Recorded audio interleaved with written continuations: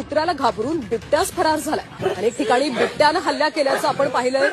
पाळीव प्राण्यांवर बिबट्याचा हल्ला होतो, मात्र आता बिबट्यावर कुत्रा भारी पडल्याचं पाहायला मिळालं. नमस्कार भावांनो, मी तुमचा लाडका बिबट्या बाबा. बोलताना फार वाईट वाटत आहे, कारण की आपल्या बिबट्या समाजचा एक बिबट्या राहिला नाही. आता मॅटर तर फार वाढलाय. आजच्याच सकाळी दादांचा कॉल आलेला, सिंगम दादांच्या. 2-3 कार्यकर्त्याला पाठवलेला तिकडे झूला. बेल होणार, आपले तिकडे माणस आहे आतमध्ये, त्यांची बेल होणार. त्यांना पण आपल्यासोबत राहायचं इकडे, कारण की हा मॅटर फार वाढलेला आहे. दादाने चांगले आहे. मी पण दादांना काल कॉल केला.